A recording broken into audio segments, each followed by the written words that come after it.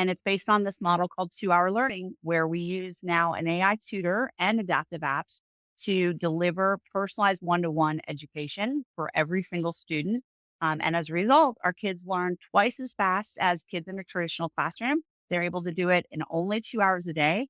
And then what we do is we focus the rest of the day on the things that I think parents really care about developing, which is life skills. So things like public speaking and entrepreneurship, teamwork, leadership, grit.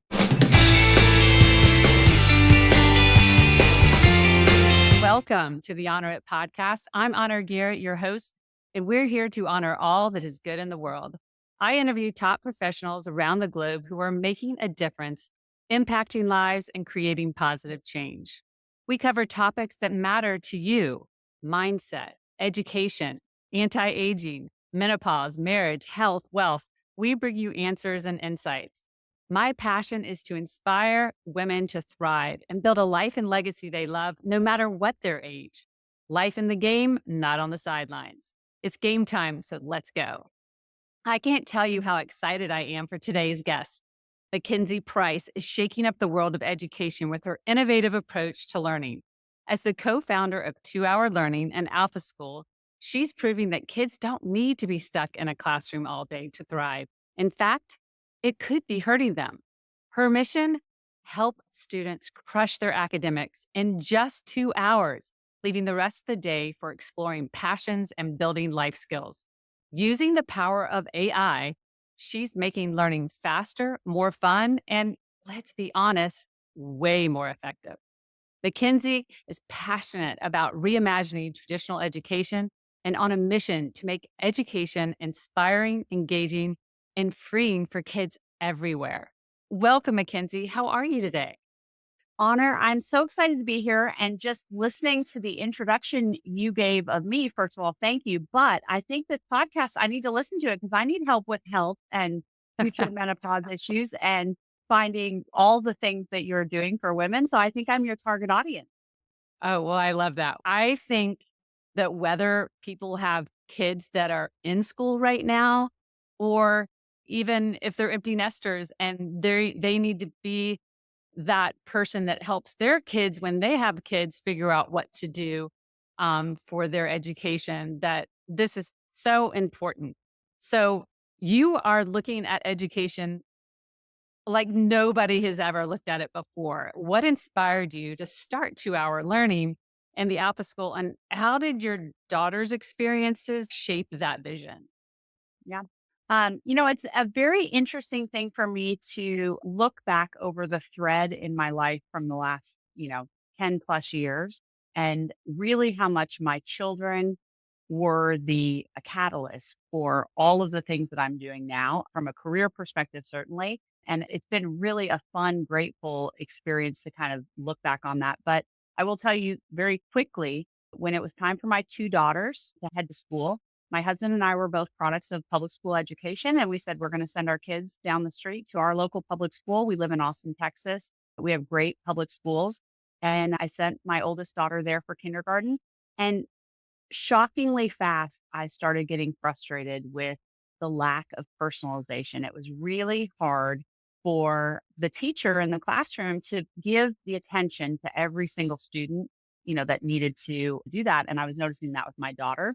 And I spent about 2.5 years working within that system as a parent, just trying to figure out, are there ways that we can improve this experience for my kids?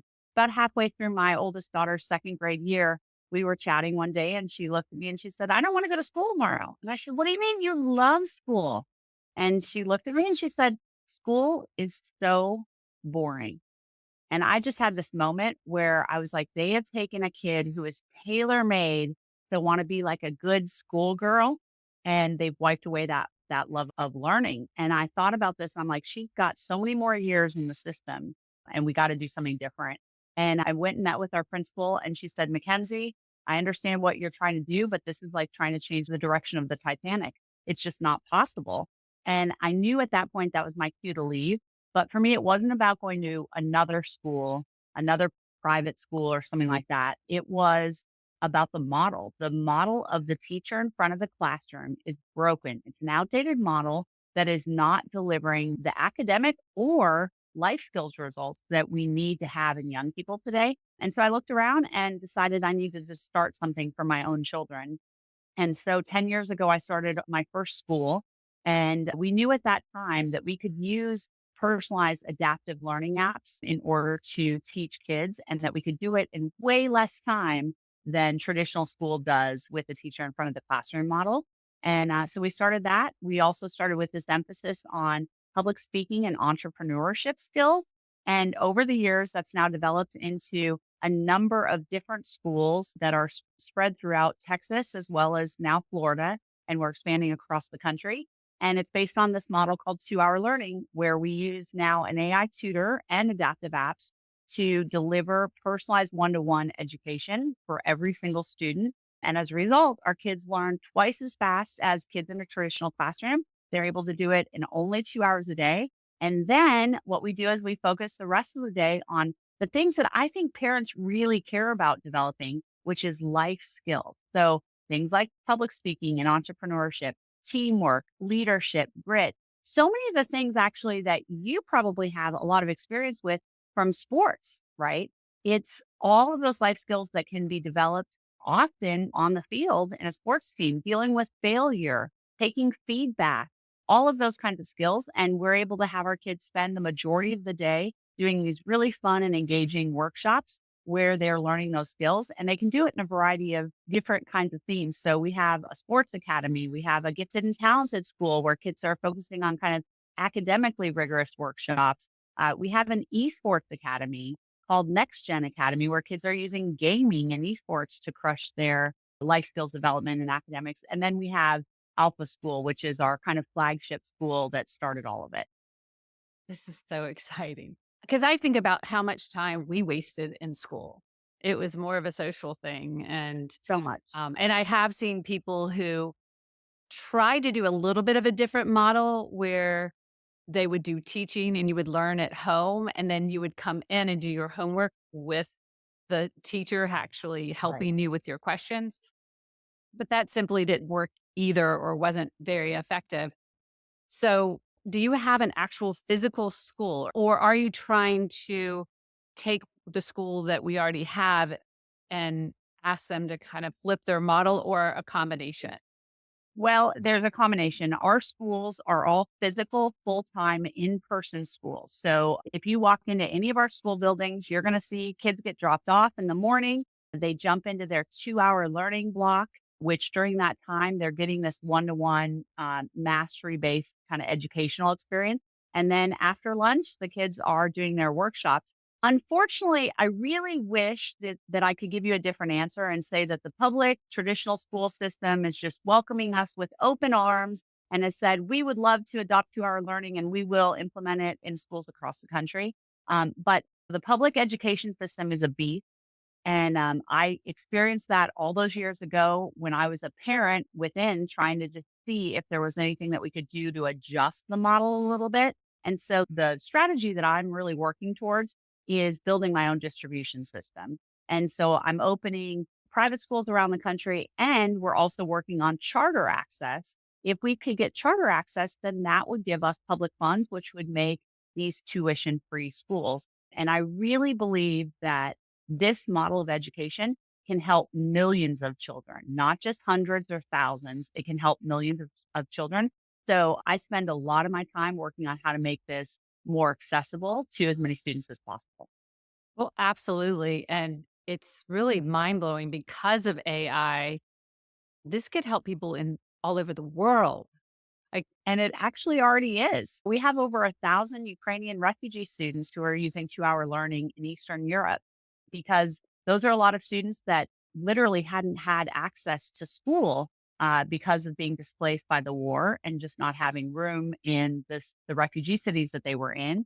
And so, one of the things when I said accessible, I didn't say scalable. And part of the reason I didn't say scalable is because our model is incredibly scalable. That's actually not really our biggest challenge, right? Scalability with AI, literally every student can have their own personal tutor, right? And a lot of the things that you'll hear about in traditional education, when we think about how to get it better, you'll hear the same kind of chants, which is we need more teacher training. We need to lower the student teacher ratio. We need more teachers, all of those things. And here's the thing. First of all, it's very hard to do that because not only do we not have more teachers, we're losing teachers. Teachers are leaving the field in droves because teachers are overworked, underappreciated, and underpaid. It's a really tough job. They have been given an impossible task. And I will tell you, people who choose to work in a classroom are heroes. They are absolutely amazing people, but they're set up to fail because of the model of education.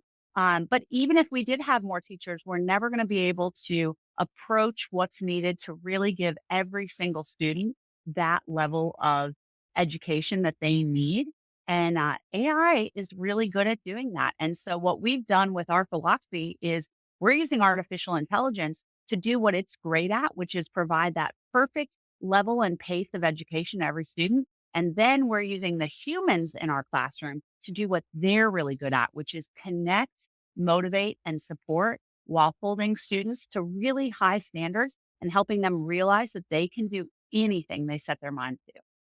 Oh, wow. That's so needed because I know there are 2 teachers in my family, and they come home broken because they are actually just managing people's emotions all day long, and their classroom is only rising to the level of the most disturbed and challenged child, Exactly. and it breaks their hearts because so many people are not rising to their potential. And don't we all need a mentor, somebody to motivate us, someone to believe in us? Because I think today's teachers don't have time to do that. They're just trying to get through the curriculum because they have to do the testing to prove that they learned something that they're going to forget. There's no experiential learning.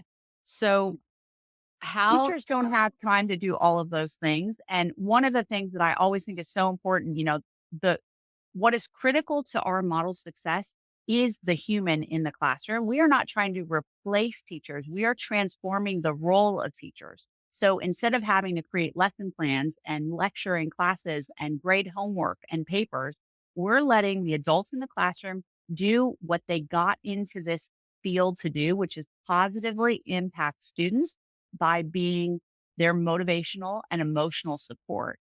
They really are we call them guides, and they're the guides on the side versus the sage on the stage, right? And so what I found is that we have a lot of traditional teachers who have come into our schools and are now working as guides.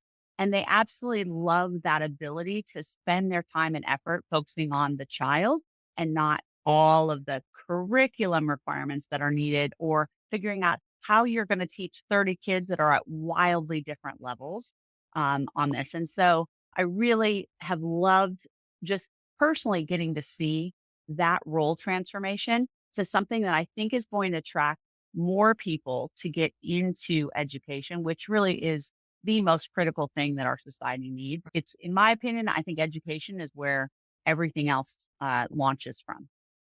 so break it down. If I were to come into school and I needed to do my 2 hours of learning, is that a tutor that's an AI tutor, and then there's a guide? And do you find it hard for kids to get motivated to sit down and do the work, or do they make it fun? Well, I will tell you the experience that you would have on her if you came in and you were a student in one of our schools. You would show up, and the first thing we do is we always get together for what we call a limitless launch, where our students and our guides get together. Think Tony Robbins for kids. It's 15 minutes where we're teaching some sort of growth mindset. We're often doing some sort of exercise or activity, and we're helping kids get clear about what the goals that they want to focus on for that day are.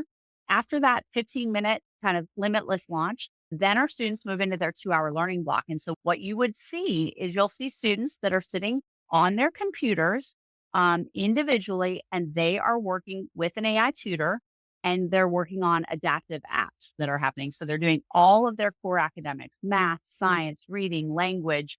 At the high school level, they're doing all of their AP classes, everything on their computers. So you might walk around one of our schools and you'll see kids sitting at tables, but they're working on computers. You'll see guides that are nearby and they're not teaching, But if you had a kid who, especially at younger levels, if you have a kid who's a little bit like not focused, you'll say to God, like, hey, let's work on this. The guide's job during that 2 hour learning period is to help develop these self-driven learners so that if they are having an issue with something that they're learning, the guide might say, well, have you tried this resource on your computer? Have you watched the video? Have you read the explanation? Have you gone into the resource library to learn about this? You're never going to see one of our guides teaching a kid how to carry the one and, do this. They are not teachers. They're really supporting these kids on developing the life skill of learning how to learn.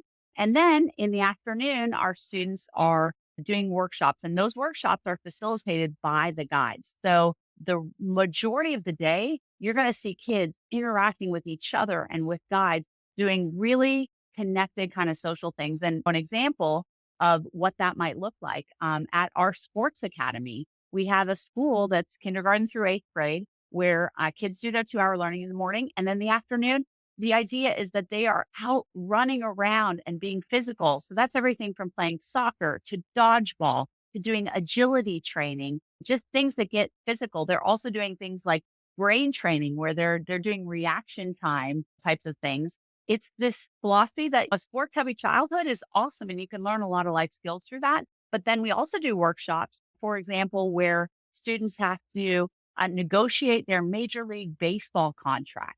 And then they develop a budget for how they're going to manage the money that they're making from this contract. They write the press release that it announces, their joining of a team. Then they're also designing the Nike ad campaign that they have signed on to. And so we take things Cool. with themes of what kids are really interested in. In this example, sports or something like that.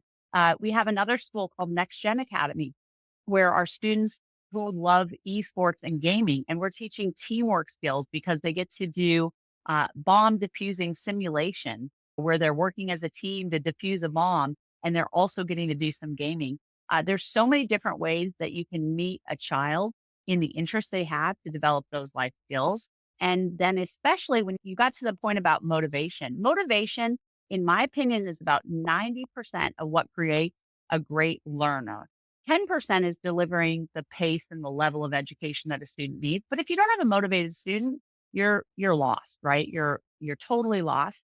And so what we have found is that the best motivator we can give to a child is the gift of time to get back and do these other things. So instead of sitting in class all day, going to math class for 50 minutes and then going to English class for 50 minutes, and so on and so on. We give them their afternoons to do what they like. The other thing we've done within our schools is we've created a lot of motivation models because we believe that if we can extrinsically motivate students, they start to become competent at their academics. Competence leads to confidence. That confidence often leads to intrinsic motivation. If you're not good at math, you don't like doing math. But when you start to realize, you know what, I understand math and I can see that I can progress. Kids start saying, you know what, I'm actually good at math and I like math and I want to continue to improve. So that's a big part of what we've been able to create with our philosophy is how to develop motivated students. It appears that really the gift that you're teaching is resourcefulness because so many people go, well, I don't understand. I don't know how to do it. You're teaching them, like you said, how to learn. And then at the same time, you are motivating them and helping them to be more time efficient with the Yeah. things that they want to get done. And I don't know, but what you're teaching these kids, I would say a lot of college athletes and NFL athletes probably need to learn too about budgeting, especially with all this NIL and new things that are happening in professional sports. And they go in not really having the knowledge of really how to use those resources and not waste them. It's Well, I mean, that's incredible. true across the board. I mean, think about the lack of financial literacy skills that is taught in our schools, right? Kids go to college having no idea how credit cards work, how banking should work. They graduate college if they do, and they don't know about how to buy a house or how to decide if you should rent or buy or do your personal budgeting. Those are examples of some of the life skills that are just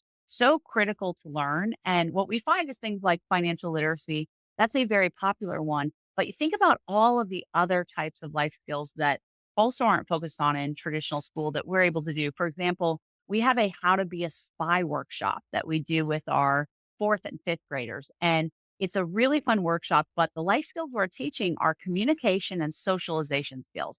So, for example, we're teaching kids how to read body language, how to make eye contact, how to engage in a conversation with someone that you don't know and learn something about them. And so, those are skills that are so critical to go out and be successful in the world. And we do those in fun ways. And most importantly, we have time to focus that on that in school. It sounds incredible. And I think everybody should be doing it this way. What about those parents that are like, I'm just trying to get the phone away from my child? Do I really want them doing it all day long? But it could be that if they learn to use it as a learning tool and they use it all day long to add service and be creative, then maybe they won't want to be on it later. I don't know. What have you seen? So a very common concern when people are first learning about our model is they say, "Oh my gosh, I struggle enough with my kids' screen time. I don't want them going to school and doing more screen time." And there's a couple things I like to help illuminate with regard to that. First of all, not all screen time is equal. So doom scrolling TikTok or playing video games all day is not the same as getting a one-to-one personalized education in math that is meeting a student exactly where they are. So, if you think about the experience that our kids are having during their 2-hour learning block when they're on their computers, they're not on TikTok. They're literally learning exactly what they need. They're getting reading comprehension training where they're able to learn reading at their appropriate level and customize it to their interest. So if you're a third grade kid reading at a seventh grade level and you love baseball, guess what? You get to read about baseball stuff at that appropriate level. So it's a way more engaging way. I also would contrast that with what kids in traditional school are doing, which is sitting in a class, generally like a zombie, just watching. So you're right. The teacher's not on a screen, but how much interaction is really happening there, right? And when you think about the fact that they're doing that all day compared to the rich afternoons that we have of real social and connection and interaction. But the other thing that we do is we help teach kids how they should think about all of these tools that they have, on the internet. So an example of this in our middle school, one of the first exercises we have kids do is an ikigai workshop. It's a Japanese workshop that helps determine core values, desires of what you're interested in. What do you want to be? What do you want to do? What are the things that you're excited about?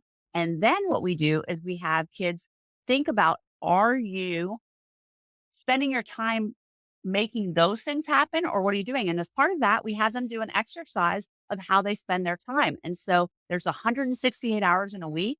How much time are they spending on their phones or on their iPads during that time? And when they look at how much time they're spending, what are things they could be doing with that time instead of scrolling TikTok or watching YouTube or whatever? And what we find is that kids really want to be contributors and creators. They don't really want to be consumers. They just often aren't given that support or guidance to know how they can do something like that. And so here's the thing about screen time, social media, gaming, all that stuff. It's part of our world, right? We can't put the genie back in the box.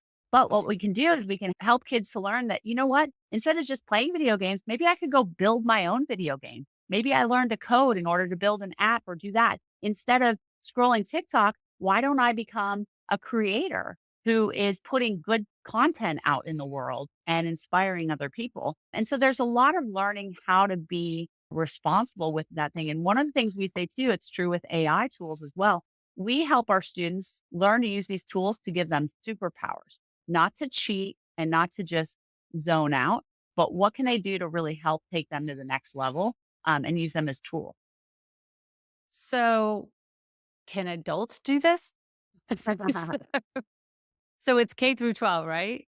It's currently K through 12, although I will say that we are looking at a lot of different opportunities. For example, there's a group in Uganda that are women who have been sex trafficked and they are working through kind of trauma training and what they're going to build with their lives. These women are illiterate. They've never had often any schooling, and we're looking at bringing 2-hour learning to them so that they can do basic math and reading. So the thing is, it can be done anywhere. We're also starting a pilot with a juvenile detention facility with teenagers who need to get their GEDs. And it's really hard to teach a 16-year-old, 17-year-old to get their GED if they're not reading, right? If they don't have basic math skills. And one of the things that's so great about an AI tutor is it meets the student exactly where they need to be. So I will say, Honor, I have not used 2-hour learning myself to go back and revisit math. I was a terrible math student growing up. I hated math. I didn't like school at all. I was very good at school for the most part. I got generally straight A's, but I never understood math and I was not great at it. And I think I only had to take one math class in all of college because I was like, I'm going to go the liberal arts way. So taking out a math, but I have not gone back and said, let me go relearn math. It's probably something that I should do, but I've been busy. I did the same thing in college. I took French. I took more foreign language, but I don't remember any of it because they didn't make it interesting for me. Yeah. So, Well, you think about most school is getting knowledge in your brain so that you can pass the test. And then for me, it would exit right out. And again, I was a successful student. I went to Stanford. Think about all of the kids who go through the school system and are so checked out, don't understand what they're doing. And what we really find is that in order to be a great critical thinker, it's so imperative that you have knowledge in your brain. So we are big fans of having a rigorous academic education, but it doesn't have to take all day and it doesn't have to require homework. It can be done so much more efficiently and allow kids to really, what we like to say is unlock their potential. And I think your podcast, Honor, has a similar philosophy. You're helping women to step into whatever it is that they want to go do. And we want young people to understand that they can step into that intersection of their passions and their talents, and that it's never too early to start exploring that. And as you mentioned, let's create people who are proactive and curious and know how to go out and find information and make things happen. well, and it's not just my age. It's you're never too old, but you're also never too young. And speaking of that, if you could give any advice to some of the older women that actually their kids are gone, they're not really sure what the next phase of their life is, they're doubting their self worth. Where I tell women, if you've raised kids, you've been everything. You've been a manager, you've been a chauffeur, you've been a cook, you've been a chef, you've done everything.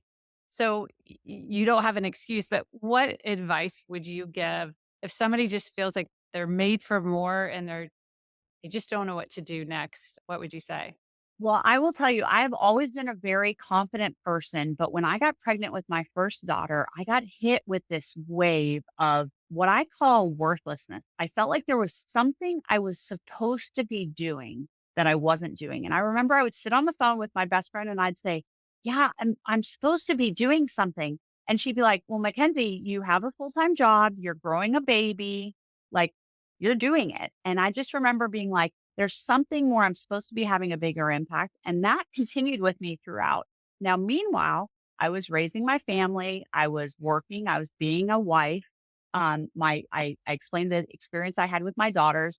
I ended up starting the school kind of as a side gig. It was just a volunteer thing because I needed a school for that. Over time, I eventually left my other career because I got busy with the school thing and also focusing on raising my kids.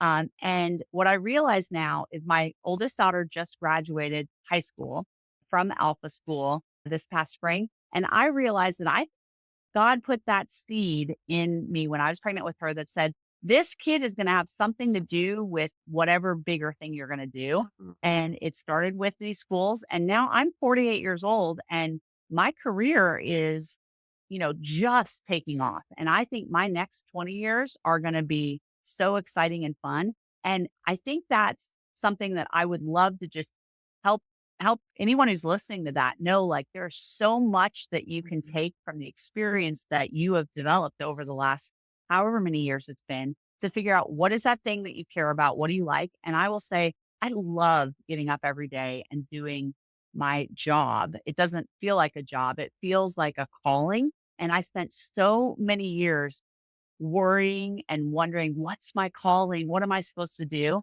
And meanwhile, I was taking steps forward each and every day. I just didn't quite realize it. And so I think one of the things that I would say to people who are struggling with that is don't worry. Like it's all going to work out, but move forward. Just keep taking that next step. If you're interested in maybe learning about volunteering somewhere, go try it, right? If you're debating reaching out to someone that you met for coffee to learn about what they do, go try it.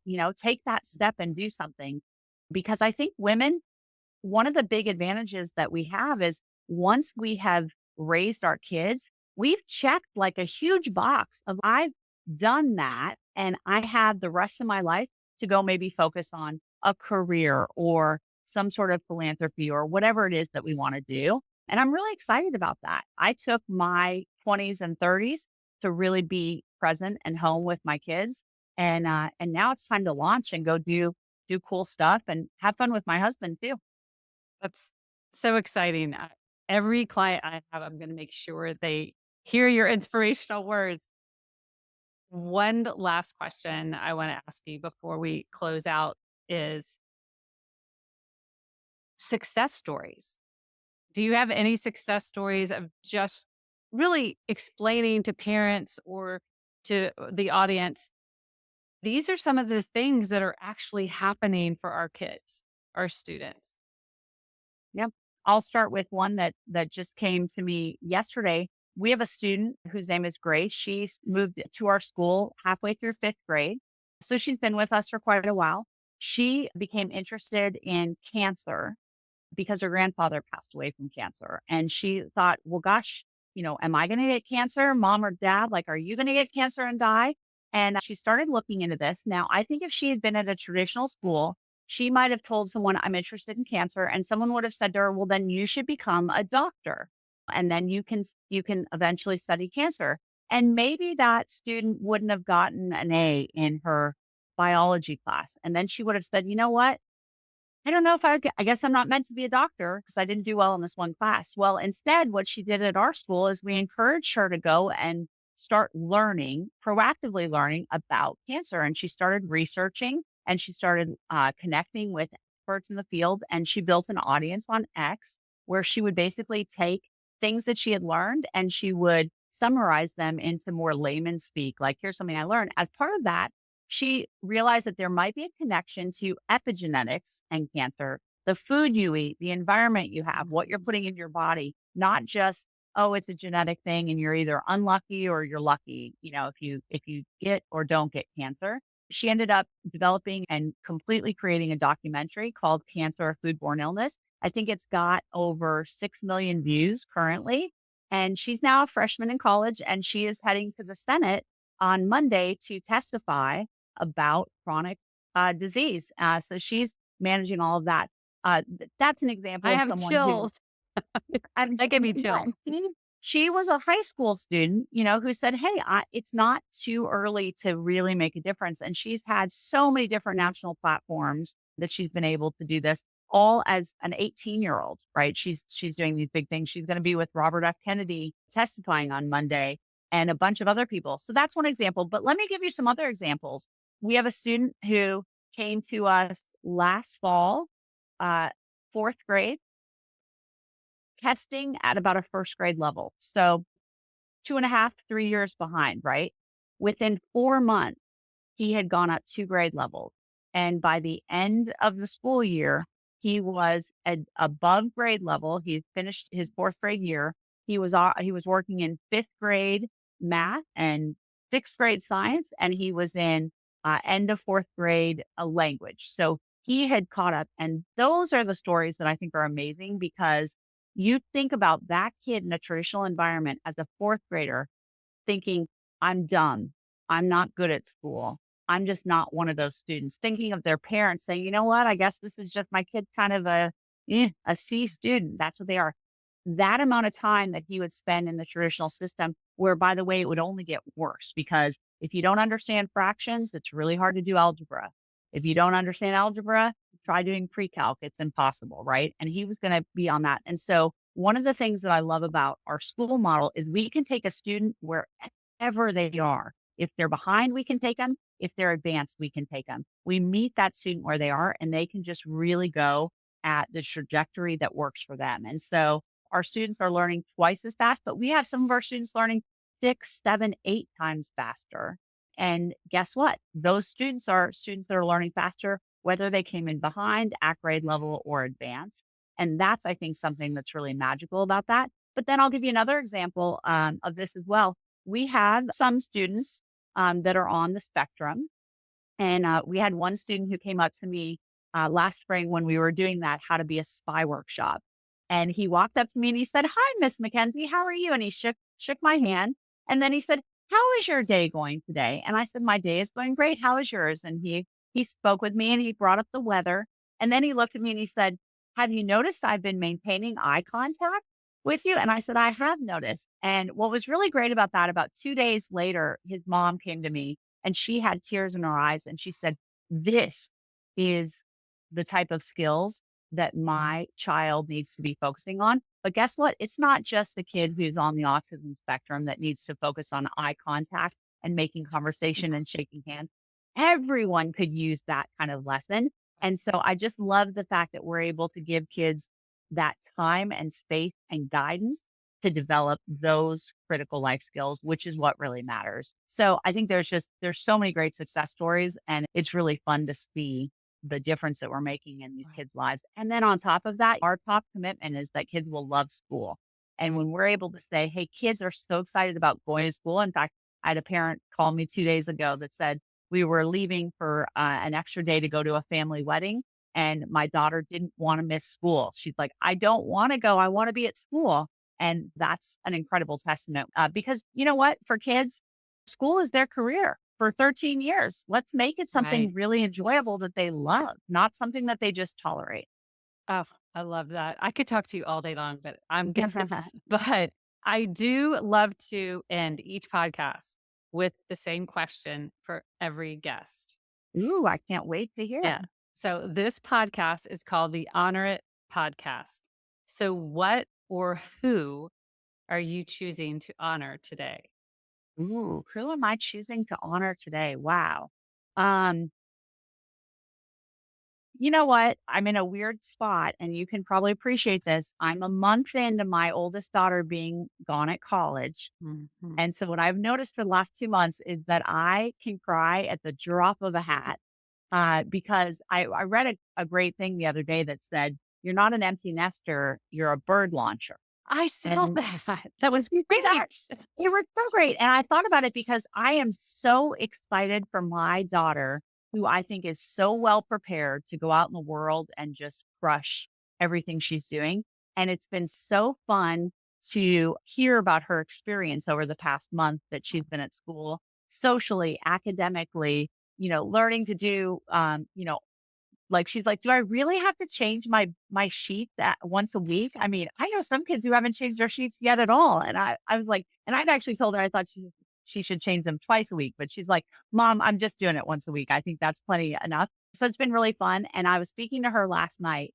and she called me, and I was so excited. Now when she calls, I'm like, "Hello, I gotta take this call," and I said, "Yeah, I hadn't heard from you," and she said, "Mom, the less you hear from me, the better it is because I'm doing great." And so I'm excited. And so given the fact that we've had this conversation about school and what I've been doing over the last several years, and the fact that I'm in just such a happy place of watching my oldest kid, fly out of the nest, I'd like to honor her. Her name is Peyton, and she's awesome. Oh, that's so awesome. And what is she wanting to study or do? Do you mind me asking? She is interested in kind of a history, law, politics track. She goes to Okay. Vanderbilt University, and they have some sort of a interdisciplinary major there. I think if she were talking to you, you'd think, "Oh, do you want to go to law school?" But she doesn't really. She's like, "I don't think I want to go to law school," because she hasn't met very many lawyers who actually like being lawyers. No offense to lawyers that are listening to this, but it's something on that. She loves to write